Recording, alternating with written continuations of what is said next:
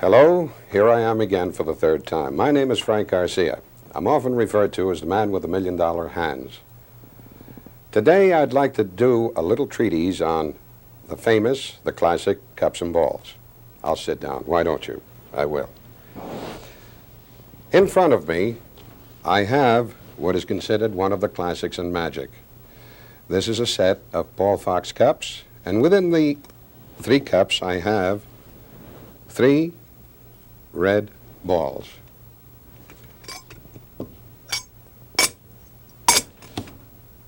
I'd like to discuss a move called the galloping post.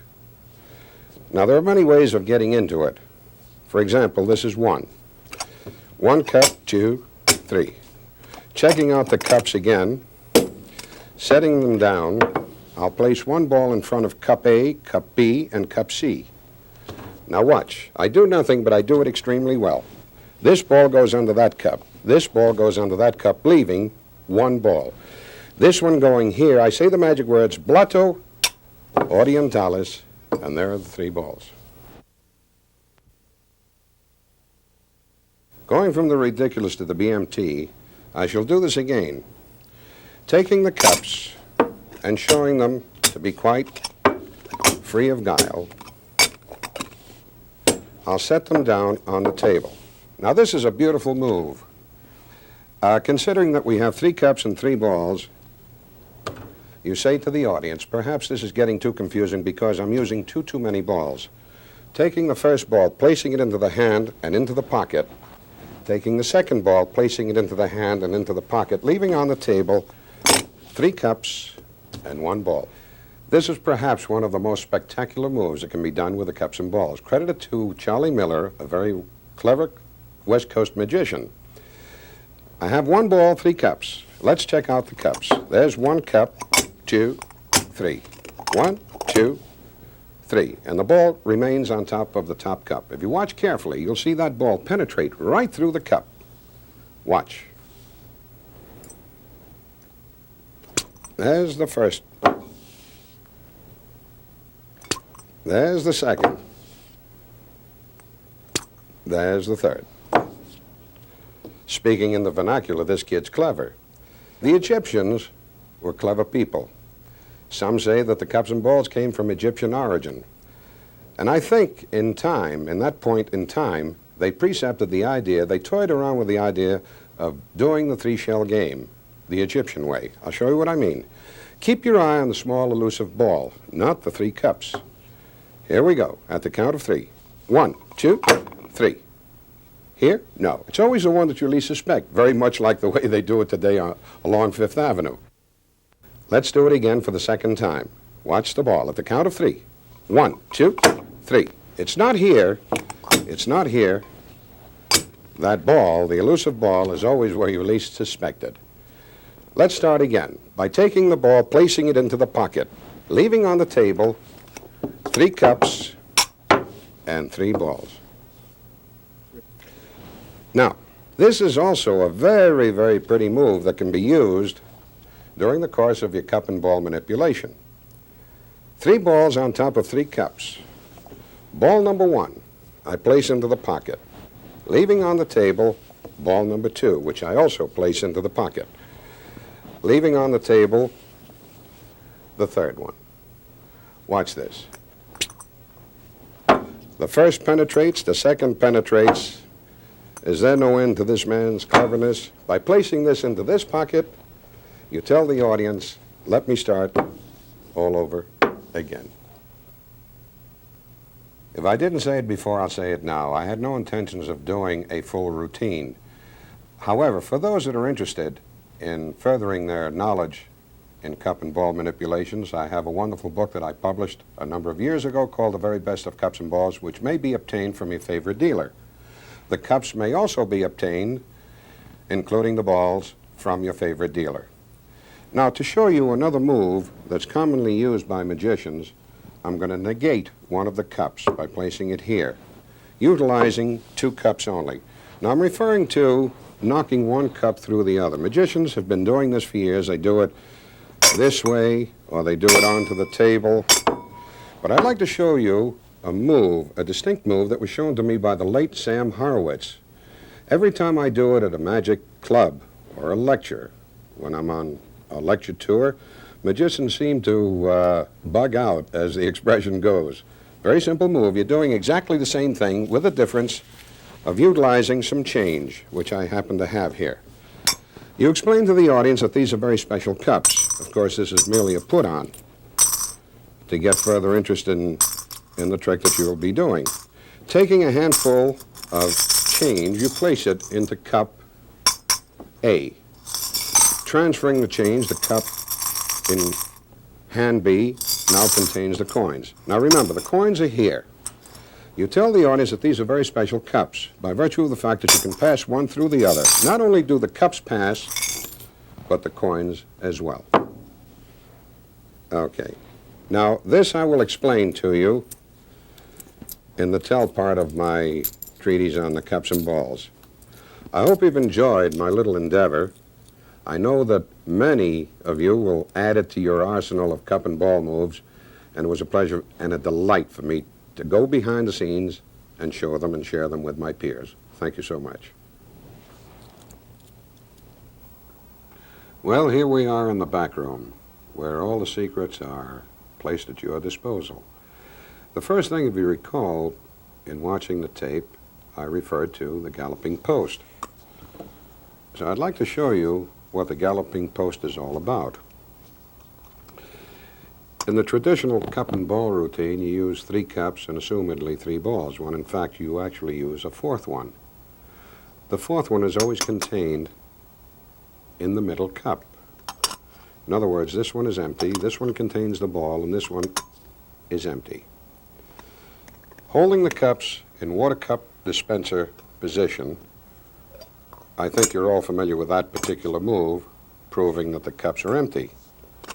I'll do that again. And the whole object of the cups and balls, as far as I'm concerned, is not to make too much noise. Now, this is the galloping post.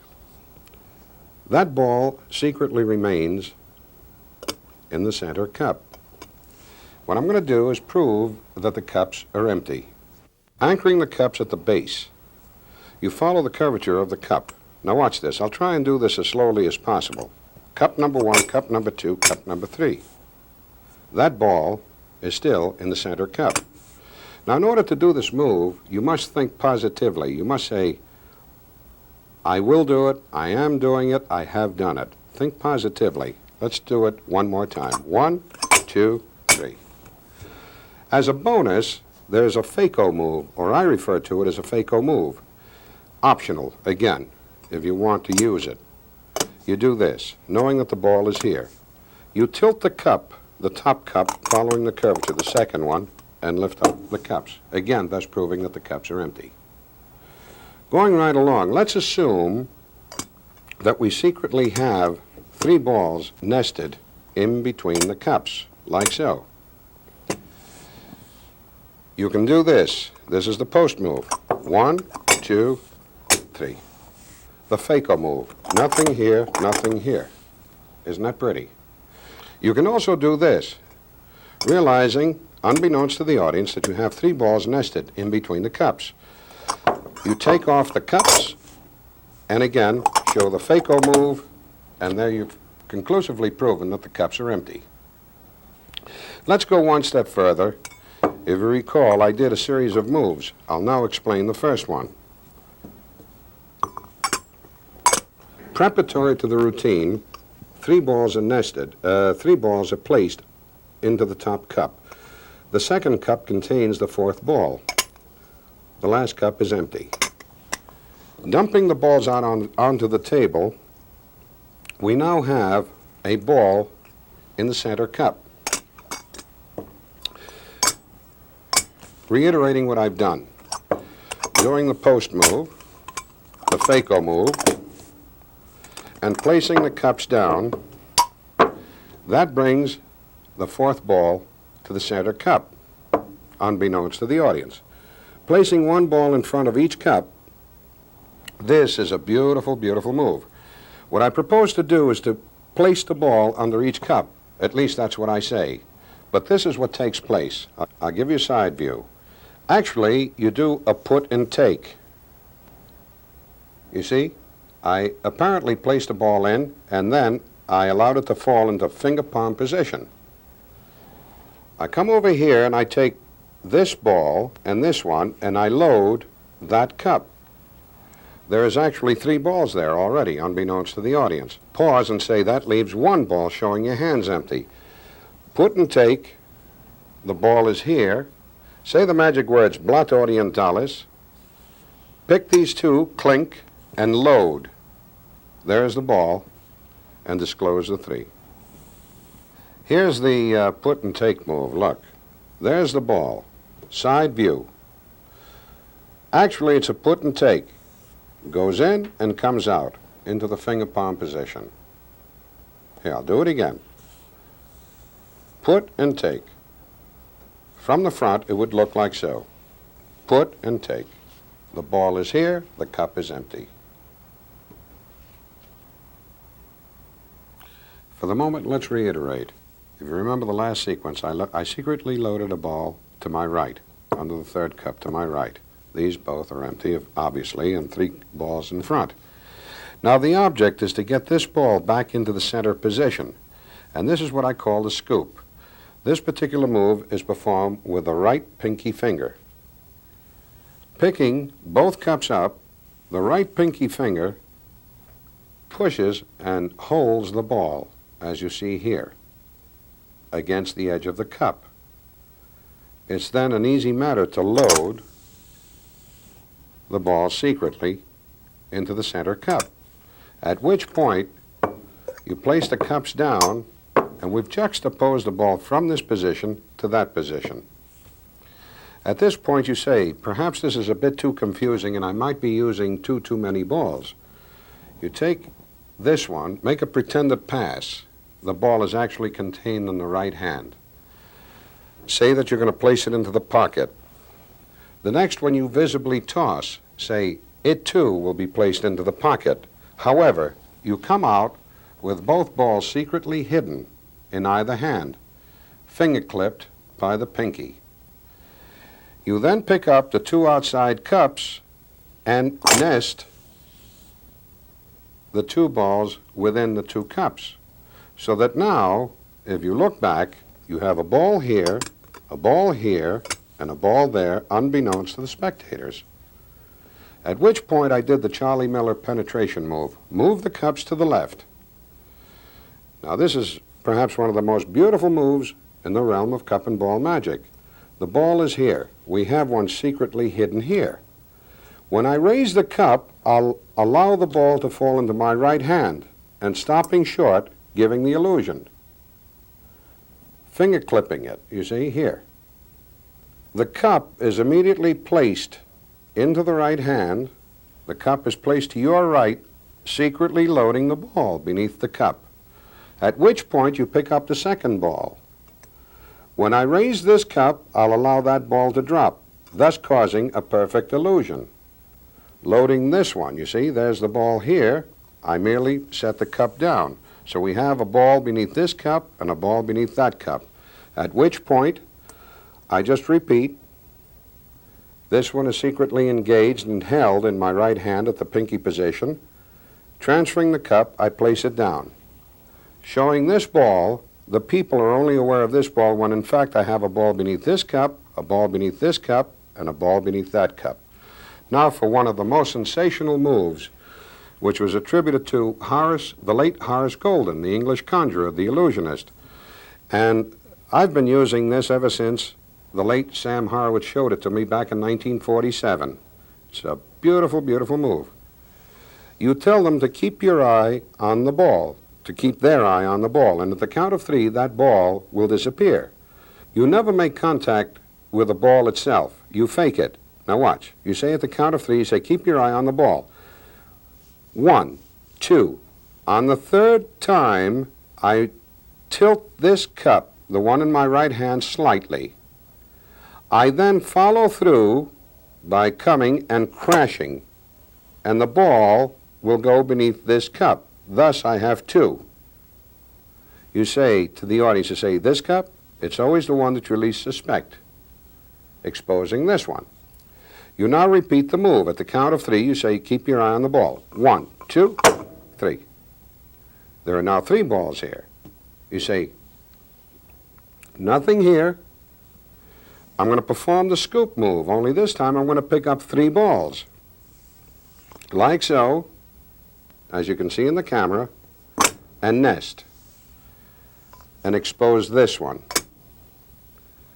Moving the cups here, placing this on top. I then took the ball,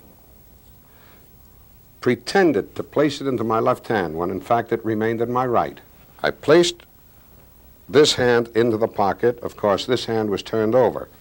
Secretly, and unbeknownst to the audience, we have 3 balls secretly hidden in the middle cup. I then placed the cups down, clicked the 2 outside ones, and I said, let's start all over again. At which point, I placed the balls on top of the cups. Now remember, they're aware that there are 3 balls and 3 cups, but very much unaware of the 4th ball here. This is the tilt move. Posting the left hand in front of the cup. All I'm going to do is tilt this cup so that the ball will fall into my left hand. At the same time, I will load this ball beneath that cup. But look how natural this looks. A tilt, and it's done. This, assumedly, is placed into the pocket, and you merely repeat. There's the ball, there's the tilt. You see? Pretended pass into the pocket, and you do it for the last time, placing this into the pocket again. Pretended pass, nothing here, it's over here, into the pocket. You say, let me start all over again. Now, a very interesting piece of business that can be done before the trick is actually performed or after producing the large loads is the coins. If you recall, I told you that you can pass one cup through the other, or at least that's what you tell the audience. You can do it by catching it or by doing it on the table. But I prefer this method, by placing a handful of change into the cup in my left hand. At which point, you show the coins to be in the cup, which in fact they are.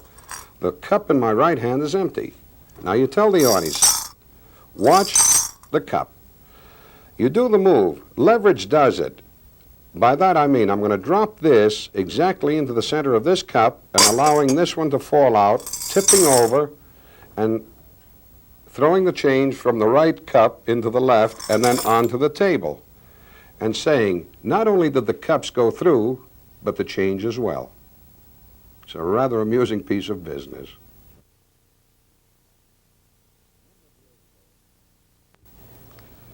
A number of years ago, to be more specific, in 1957, I developed a little routine called Cigarama, a rather unique way of producing cigarettes. It became so popular that the late Louis Tannen placed it on the market and called it Cigarama. Needless to say, this is a great adjunct for the close-up performer. Kindly observe that I have a cigarette. Placing it into the left hand and pushing it through, I remove the cigarette and place it here. Doing this, gadzooks, there's the second cigarette. Taking the second cigarette, placing it here, doing this, we have a third one. But that's not all. There's number 3, there's number 4, and last but not least, having 4 cigarettes, the piece de resistance, the 5th one. How about that? The explanation to Cigarama is quite simple. As a matter of fact, anything is simple once you know how it's done. What is required is 1 cigarette here and 4 hidden in my right hand. This gives me the freedom of my thumb, first and second fingers. Now I'll give you a side view. I took the cigarette, showed it, and I placed it into my left hand and I pushed it through. I grabbed it, turning it over, and I pushed it through twice. On the third one, my right hand is the mask or the shade. Look, the index finger and thumb of my left hand nip and take one of the cigarettes as the right hand approaches to remove the cigarette extending from the left hand. The one in the left hand is placed into fist position. This one is shown as such and placed in between the third and fourth fingers. Pushing out with the thumb, you affect the production of the second one. Now you just repeat. You see? Nip and tuck, placing, pushing. Nip and tuck, removing the cigarette, showing, placing, and pushing again, producing the fourth. Nip and tuck, removing. Now this one allows you to show the right hand empty. When you place this last cigarette, you can't place it here, but you must place it at the crux or the base of the thumb.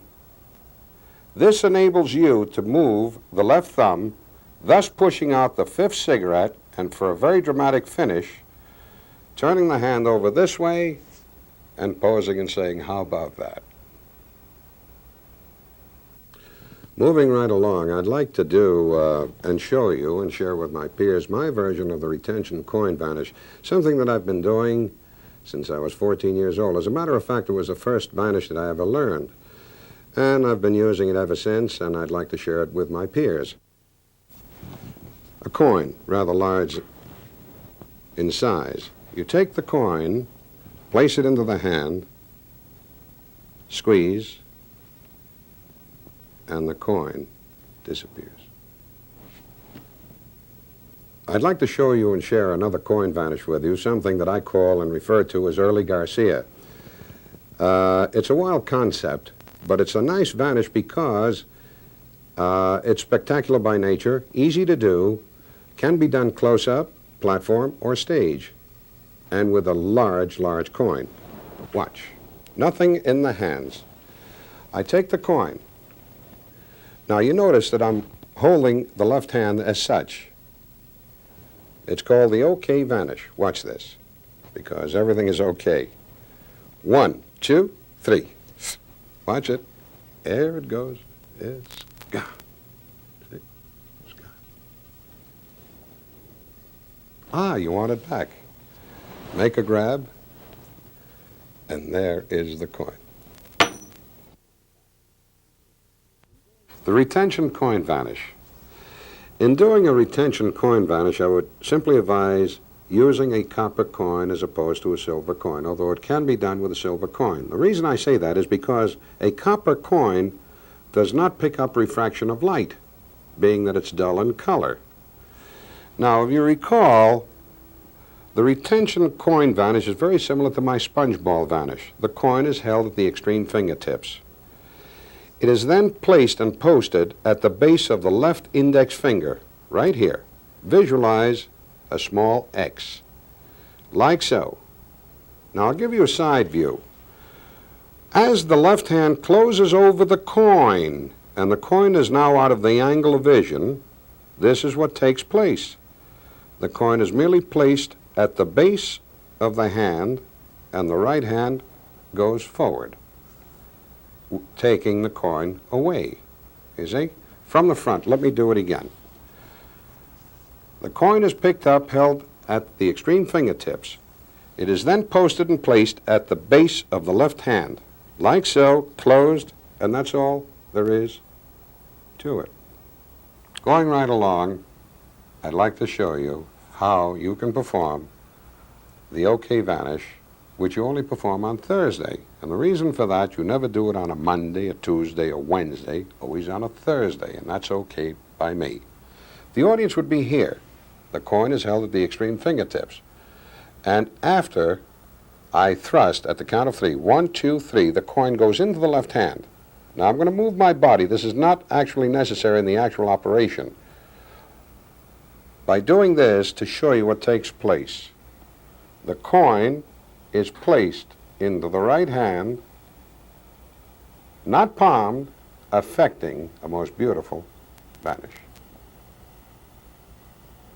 By the request, or through the request of an empty chair in the studio, and my very capable assistant, sitting to my right,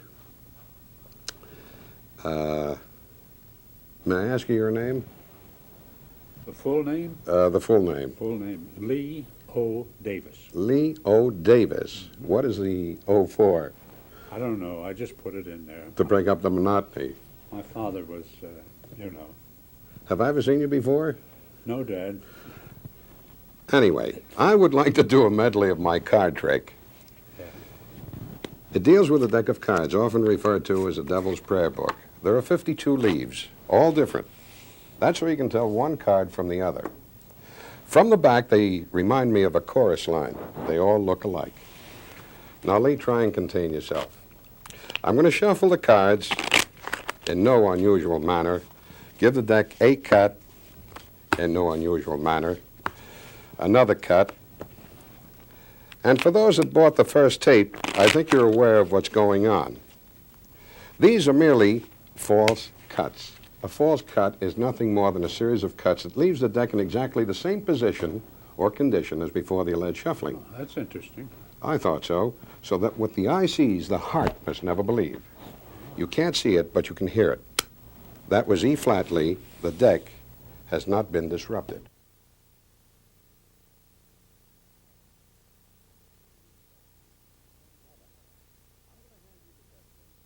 Now then, I'm going to hand you the deck, Lee. They tell me you're a good mixer. No pun intended. And mix the cards. Mix them, shuffle them? Shuffle them, but don't disrupt the order. Straight No, I'm shuffle kidding. or Straight rip? shuffle, anything. Okay. You've been to Vegas many times, and they Oh, tell yes. me that you're a good handler of cards, you're a good mixer. Yes, pretty good. I would want to play cards with you. Take care of that. There's a joke there someplace, but this is no time for a scavenger hunt. I'm going to shuffle Melange Coupe the deck once more, and if you wish, give it a cut. Satisfied? Completing the cut. Yes. Now, Lee, this is what I'm going to do. I'm going to commit myself. By that I mean I'm going to look specifically for one card. You shuffle a deck, you cut it. Yes. All right. And I must admit that you did shuffle the cards in a... As a matter of fact, I'm looking for one card, Lee. If you'll bear with me, I'm going to place it right over here. Uh-huh. Here it is. Right there. I've committed myself. Yes. That card, its identity is only known to me. But to take it one step further, as I deal the cards out onto the table, as such as I'm doing, you tell me when to stop. Any time at all. Stop. Here, here, or here. 10 of diamonds, big casino. Now watch this, Lee. I have 2 parcels of cards. Whichever one you want me to use, that's the one we'll use. Now this is no force. Oh, I see. This one. This one, all right? You sure now? Yeah, that's right. Lee, I'm going to give the deck one cut. I'm going to turn this card over. This happens to be an ace. That might represent me, number 1. You can't get any lower than that. Or higher. Or higher. By virtue of the fact that it's an ace, I'm going to spell out one card for each letter. A, C, E. Now, there are 3 cards, 2 face down, 1 face up. Would it prove interesting if this card coincided with that one? In other words, this being an ace, would it prove interesting if that were an ace? Oh, I'd say so, yes. Now, I've committed myself. This was my predicted card. Yes. There's an ace. Ah. Try and contain yourself. Here's the 3rd ace. Conclusively, I've shown you the ace of hearts, ace of spades, ace of diamonds. You know what's missing? What? The ace of clubs. What? Quadruple coincidence is a rather easy trick to do. And one of the reasons why I like to do it is because of its extemporaneous manner. You can perform it any time, anywhere, any place. And the beauty of it, and one of the reasons why I like to do it, is because you're presetting the deck under their very noses. For example, I had my capable assistant, Mr. Lee Davis, star of stage, screen, and radio, shuffle, Melange Coupe the deck. You could care less. It doesn't matter how many times they cut or shuffle or mix the cards and in what order. I turned the deck over, and if you recall, it turned up to be an ace, but here we have a 4. But it doesn't matter what turns up. I'll show you what takes place in order for you to do the trick. This is a 4. So you tell the audience that you're looking for a specific card, only known to you.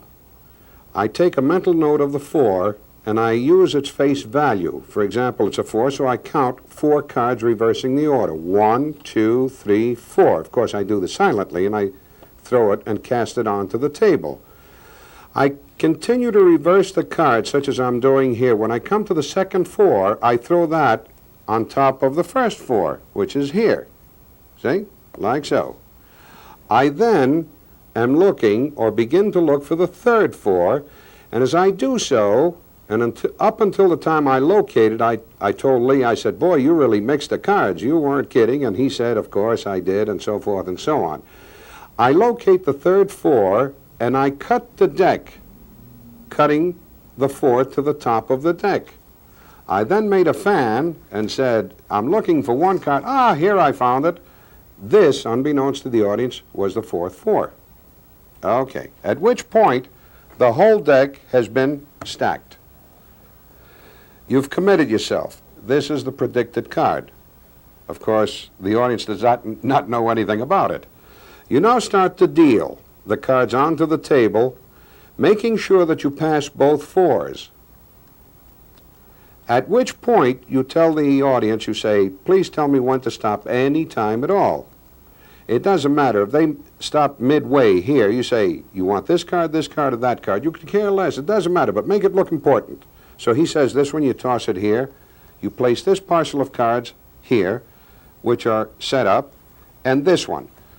You now convey to the audience that this is a free choice when in fact it's not. It's Hobson's choice. We're going to utilize this deck, so it doesn't matter. If he says we'll use this one, you say fine, we'll pick it up. Now I know that this is a 4.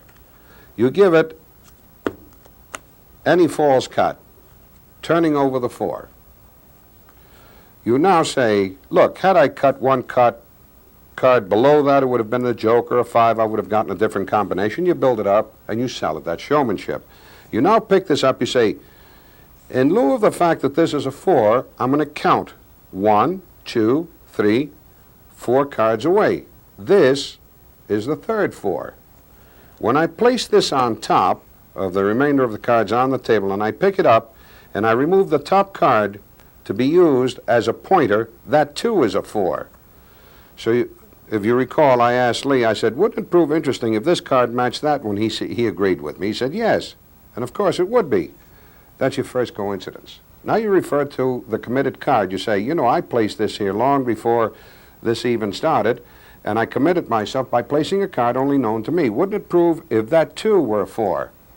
Now there are 3 4s showing, and I looked at Lee and I said, Lee, you know, there's one thing missing. He says, what's that? I riffle the deck, turn this over, disclosing the fourth 4. And that to me is one hell of a trick. Lee, you did such a marvelous job in my last endeavor, our last endeavor. I thought I'd repeat again for my first prepared encore. I would like to take the deck and give it a shuffle, a melange coupe. Eh? Pretty, pretty, pretty. I'm going to hand you the deck. No, better yet, I'm going to ask you to remove a card. Any card? Any card. My Look choice? at it, remember it, show it to our viewing audience, but don't show it to me because I know the trick. Yeah, okay. Absolutely free selection. Would you do that? Okay. Now, Lee, remember, show it to the viewing audience, remember the card, and embedded in my chest through a very special operation, I happen to have a pen. I'm going to ask you, if you will, to sign your name. On the back of the card? No, on the face of it. I'm sorry. I'm so glad you brought that up. Very interesting point. Have you done that? Just a minute. Okay. Okay. Now, there's a reason why I had you do that. I possibly could have influenced you on the selection of the card, but I think you'll agree with me. Since we've never met before, I couldn't duplicate the signature that now lies on the card. Would you place it back? Place it back in? Yes. Any place? Yes, any Right place. there? Right Okay. there. Now, Lee, I'm often referred to as the man with $1 million hands. Huh? I do nothing, but I do it extremely well. I give the deck a few cuts. As a matter of fact, let's give it a few more just to make certain that the cards are thoroughly mixed up. Huh? Would you agree with Okay, me? all right. You have no idea where the card is. Looks good to me. Good. Didn't look too bad to me either. I'm going to place the deck behind my back, and hopefully I will come out with the card that you sign your name No. on. Well, try it. We'll give it a try. Give it a crack. Was it? Oh, no, obviously I missed, huh? Would you allow me another chance? All right. One more chance. Your trick. Place the deck behind my back. As a matter of fact, Lee, you know what I'm going to do? I'm going to take it one step further. Something that you will remember for 100 years plus one day. Oh, Huh? that's a long time. A long time. Tell me, I know. Now, Lee, here's what I'm going to do. I'm going to take the cards and place them into my mouth. Your mouth? That's right. Well, not all the way in. And then I will try and find your card in a rather unique fashion. Fair enough? Oh, it's Now watch. Mm-hmm. Hmm. Mm-mm. One card. Folded. Opening it up, I believe this to be your card, the 8 of spades, with your signature. well, I'll be darned. Say, my name's on there. How about Right that? there. See? The signed card to mouth is one of the most effective card tricks that you can do, and I was first witness to it when the late John Scarney did it for me at the Dixie Hotel. This is perhaps the easiest method that I know of doing, and I'd like to share it with you, my peers. A card is first selected, any which way. The card is signed, that's Calamity Jane, the Queen of Spades. The card is signed, returned to the deck, and secretly brought up to the top. I won't dwell on that because I know many of the viewers out there have their favorite method of getting it to the top. Nevertheless, get it to the top of the deck, unbeknownst to the spectators. The deck is now placed behind my back, but in order for you to see what actually took place, I shall leave the deck in front of you, in front of the camera. I removed at random any card from the deck, and I brought it forth, and I said, oh, obviously this is not the card because you signed it. I placed this on top of the selected card, and I slip cut, thus losing the top card and maintaining and retaining the signed card on top of the deck. Now, while the deck was behind my back, all I did was palm the card and folded the card into 8 sections. Now, for those that have never done this, it's not that hard to do. Look, folding the card in half. Increasing the pressure, you fold it again, so that the card is now folded 4 ways widthwise. Then pressing in with a thumb, you fold the card over once again, thus making it a parcel of 8 folds. This was then placed to the bottom of the deck, like so.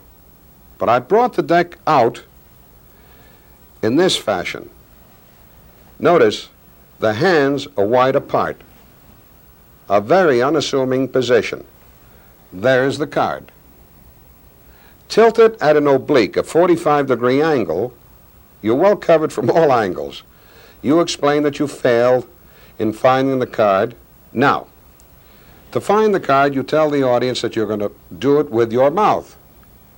I give you a side view. All that has to be done is to place the deck into the mouth and then shove the card secretly beneath into the mouth, as such, utilizing both thumbs.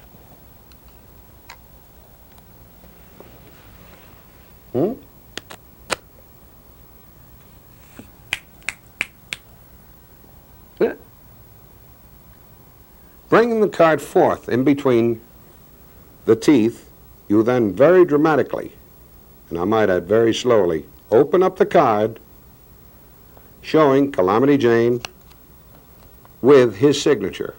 You've just performed a miracle.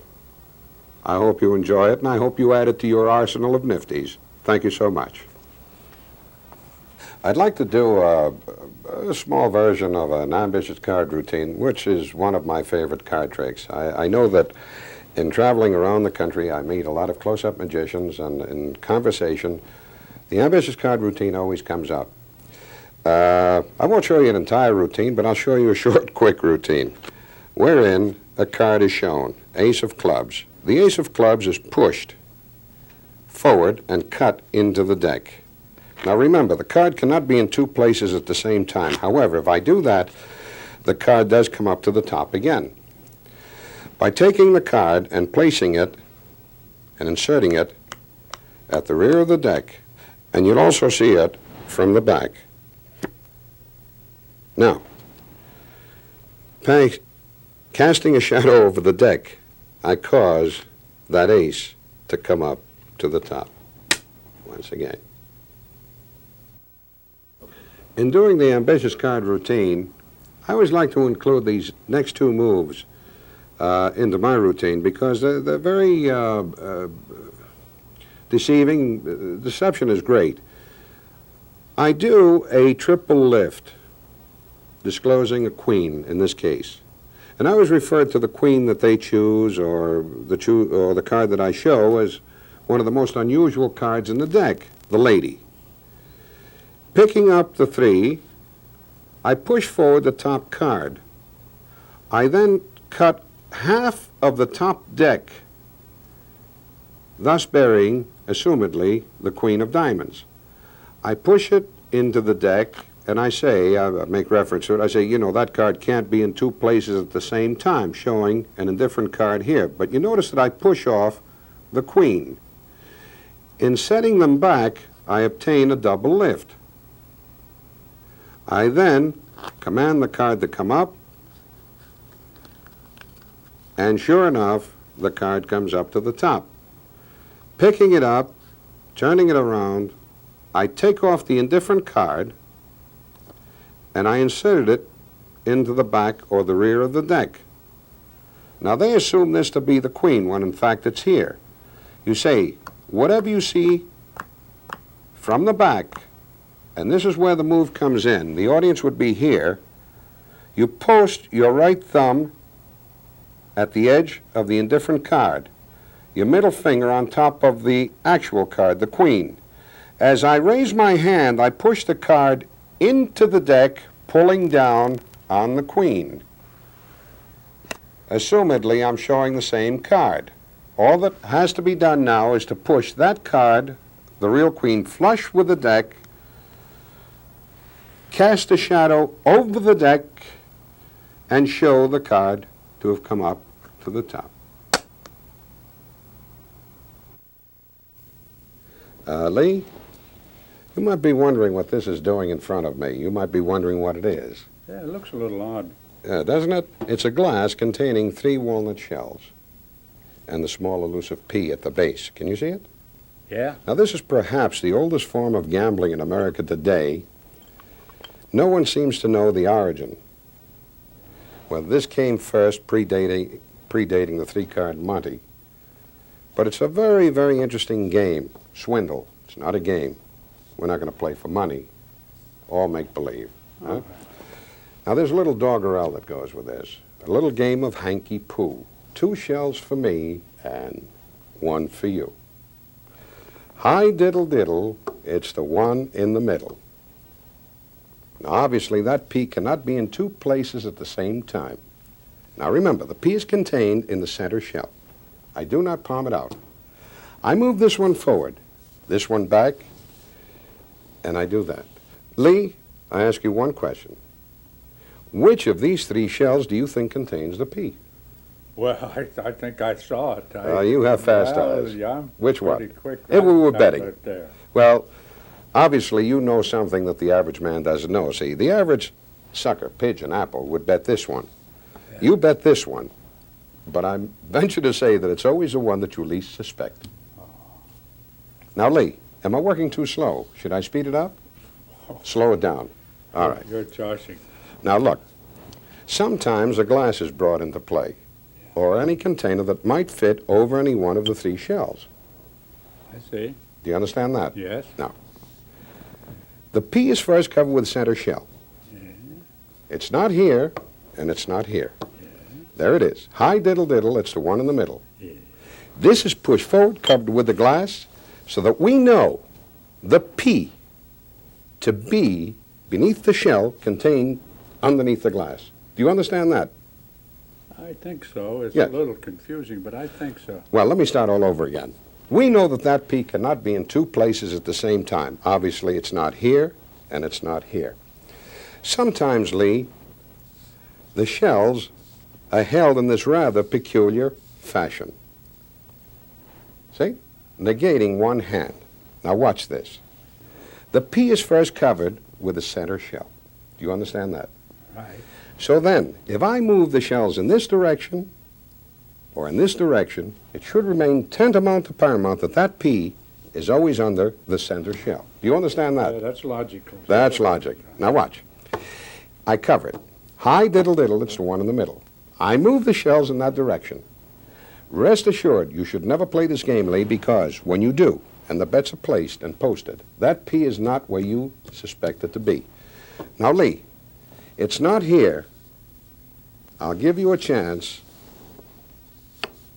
between these two. Which one, if you were a betting man?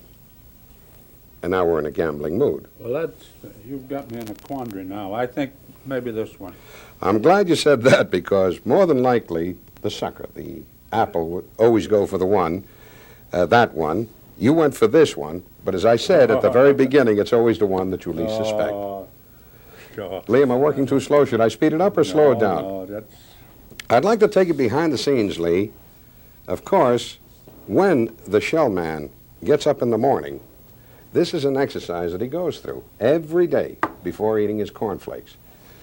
Now, bear in mind that I only use one P, but I could sit here all afternoon and prove to you that I had a P beneath that shell, a P beneath that shell, a P beneath that shell. Do you understand? And a P beneath that shell. When the truth of the matter, Lee, is that there's no P beneath any shell, when in fact, what the eye sees, the heart must never believe, because there's a P there, there's a P here, and there's a P there. When the truth of the matter is that there's no P beneath any shell. That's what they call the nuts. Wow, that's really something. This is a very effective trick or demonstration to give to the lay public. I had the pleasure of first doing this in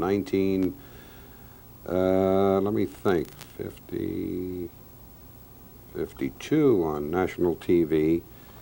On the Arthur Godfrey show. I later did it on the Johnny Carson show, the Jack Parr show, the Regis Philbin show, and I could mention a few others, the Dick Cavett show, and they always requested I do it. It's a fun thing to do. Now, it's first required of you to get or buy at the magic, your favorite magic spot, the 3 shells, or you can make them, such as I've made these. These are made from Italian walnuts. You buy them at a gourmet shop, and what you do, you take and you scrape the innards. You first crack them evenly in half, sand these so that they don't wobble and they remain flat, and then scraping out the innards, you load it with wood putty, or wood cement, I suppose, which can be bought in the 5 and 10. And then I painted the insides black for dramatic impact. The next thing that's required is a glass, which is placed to your left, out of camera range, and a P. The P is porous by nature. These I have made for me, and while they're porous, they do look like a real P, but these can also be obtained at your favorite magic shop for a nominal fee. You require one basic move and a feint in order to do this effectively. The moves are done slowly and deliberately. Now let's analyze the move. The move, you first cover the P always with a center shell. Now you recite a small doggerel, which goes something like this. A little game of hanky-poo, 2 shells for me and 1 for you. Hi diddle diddle, it's the one in the middle. By doing that, you see, you've shown 2 shells to be empty and proving that you only use one P and that one is contained beneath the middle one. Now the move is quite simple. You grasp the shell, such as I'm doing here, with the middle finger. You notice the middle finger is comfortably lying next to the edge of the shell. The reason for that, when you push forward, that P comes out, is nipped, maintained, and contained, such as you see here. But by holding the hand in this position, the P is now out of the angle of vision. Now this is the formation that you must study and learn. With the P out, you move this forward. As an afterthought, you come to adjust this one, pulling back and loading the P secretly beneath that one. Without any hesitation, the left hand brings this forth, and this is where you perform the feint. To take the burn away from this shell. Now the sucker, or the person playing with you, will assume the P is here when in fact he doubts it very much and he knows it to be here, when in fact it's not here, it's not here, and you tell them it's the one that you least suspect. Taking the shells and making a formation such as I have here in front, the P is placed always in front of the center shell. You now bring forth a glass, one that is capable of covering any one of the three shells. You place this into the left hand. You say, a little game of hanky-poo, 2 shells for me and 1 for you. Hi diddle diddle, it's the one in the middle. I push forth, secretly removing the P. Without any hesitation, I cover that shell, assumedly holding the P. I come back, adjusting this shell, secretly loading the P here, and again performing the feint, taking the burn away from here. Now you tell the audience, we know the P to be beneath the shell contained beneath the glass. Do you understand that? He says yes, or they reply yes. You say, let me start all over again. At which point you rectify the fact that there's no P here, removing the glass, no P here, and of course disclosing the P here. You now place the P's, the shells, rather diagonally, such as I have, and you grip them in this fashion, a la billiard ball trick.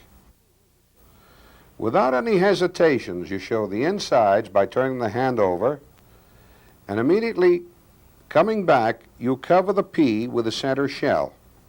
Now this is a very interesting move. Everyone that I've seen do this generally place shell number 1 here, number 2, number 3 here. This is a nicer grip, an easier grip, and you have more control. What I'm going to do is literally ride this P from this shell into this one. And this is an automatic move. You don't have to worry. In other words, if I say to the audience, I say, if I move the shells in this fashion, see the P is already here, or in this fashion, it should remain tantamount to paramount that that P is always under the center one. Then I say, do you understand that? To which they reply, yes. I cover it, I move it forth, the P is secretly here, unbeknownst to the audience. You say, when the bets are posted, that P is no longer here. Now watch this. This is the swivel move. It's a basic move. The P is actually under this one. You then perform the swivel move. That P is now underneath my hand. By swiveling back, the P comes back. So they think and assume that the P is here. You then move this one around, click them together. You say, I'll give you an opportunity to choose either of these shells.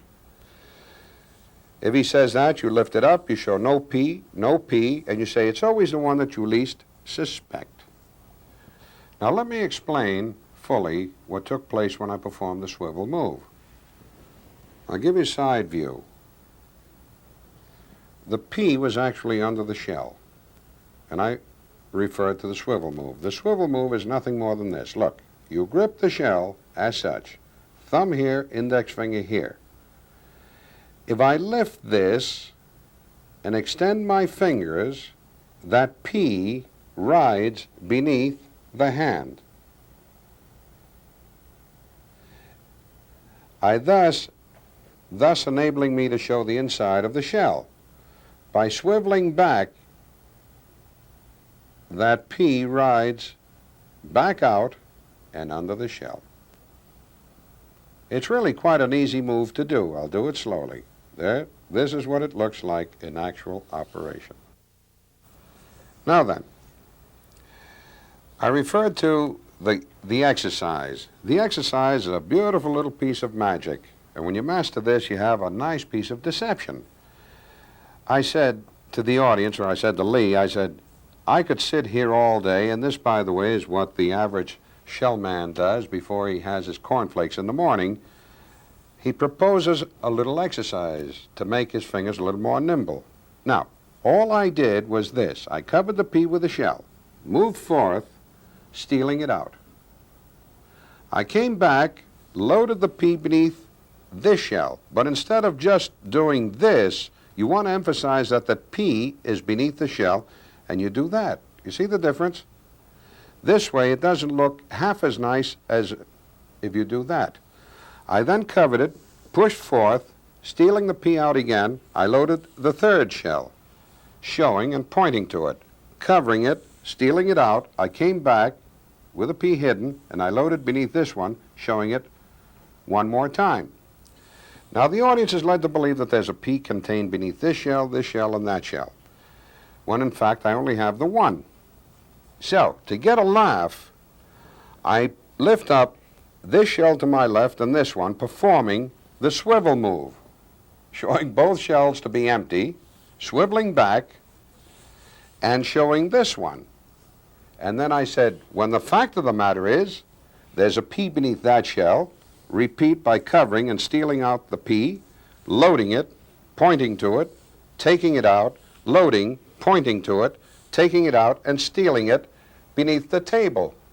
And you said, when the truth of the matter is that there's no P inverting and turning each shell over, no P beneath any shell. Here's a bonus that has quite an impact on any audience that you might perform it for. This is impossible, literally, in the layman's mind. You have them cover the P with a shell. You have them cover the shell with the glass. You then place the glass and move it forward. And believe it or not, you can perform the kick-out move. By doing this, that P comes out. You then come without hesitating, loading it here, doing the sucker move there, and they can place their hands on top of this. And in any case, there's no P there, no P there, always the one that you least suspect. Very, very pretty move. Master it and use it. And if that wasn't enough, here's still one more bonus. Needed for this are the 3 shells and a P and a silk, ordinary silk or a kerchief. Same proposition. You first cover the P with a center shell. Now remember, a little game of hanky-poo, 2 shells for me and 1 for you. Hi diddle diddle, it's the one in the middle.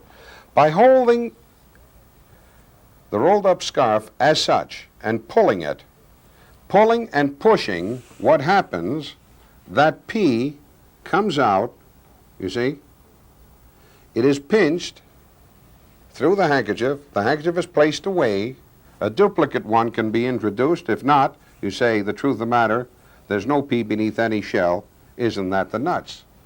And that also makes a nice little adjunct to your 3-shell routine. Well, alas and alack, everything does have an ending. My little endeavor has come to a close. I hope you've enjoyed it as much as I have performing it. And I want to share all these secrets with all my peers. Until the next time, Frank Garcia, the man with $1 million hand, saying goodbye until we meet again. Bye-bye.